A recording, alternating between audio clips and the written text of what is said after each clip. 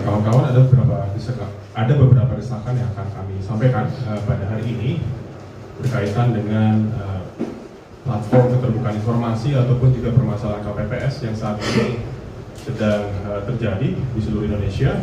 Yang pertama, perihal sistem keterbukaan informasi atau platform yang dimiliki oleh KPU. Perlu ada audit menyeluruh terhadap platform yang dikelola oleh KPU.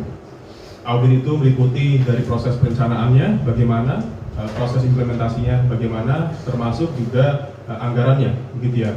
Dalam hal ini BPK sebetulnya bisa berperan melakukan audit investigatif misalnya, atau juga pihak-pihak lain yang punya kewenangan. Apabila misalnya dalam prosesnya ditemukan dugaan tindak pidana misalnya, dugaan tindak pidana korupsi dan sebagainya, itu perlu diperiksa lebih lanjut lagi. Yang kedua, perihal KPPS, tentu ini juga sangat mengkhawatirkan seperti yang disampaikan oleh Mas Andi tadi.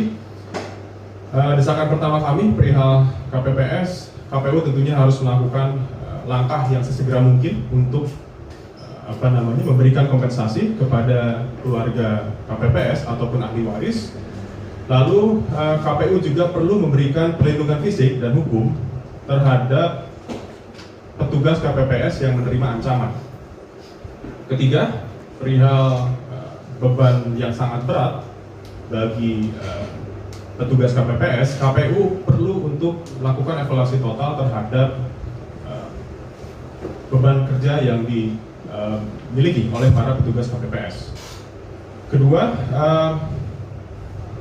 berkaitan dengan kasus-kasus kekerasan serta intimidasi yang terjadi selama penyelenggaraan pemilu kali ini, perlu ada peran dari aparat penegak hukum untuk mengusut secara tuntas dan berkeadilan terhadap kasus-kasus yang terjadi dalam pemilu 2024 kali ini.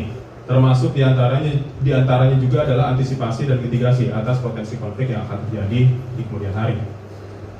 Ketiga, ini perihal Bawaslu. Tadi Mas Andi sudah menyinggung sedikit bahwa Bawaslu tidak memiliki taji dalam pemilu 2024 kali ini, dan kita lihat banyak sekali kecurangan yang terjadi dalam pemilu kali ini, banyak yang sudah mengungkap dan sebagainya, namun Bawaslu nampaknya tidak punya taji untuk melakukan penindakan sebagaimana kewenangan yang mereka miliki. Itu tentu kami sayangkan.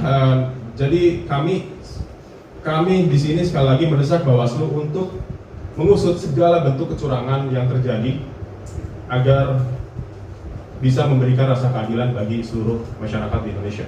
Jadi Bawaslu tidak bisa bersifat pasif, tidak bisa hanya menunggu laporan, tapi juga Bawaslu perlu bersikap proaktif terhadap dugaan-dugaan kecurangan yang terjadi dalam pemilu 2024.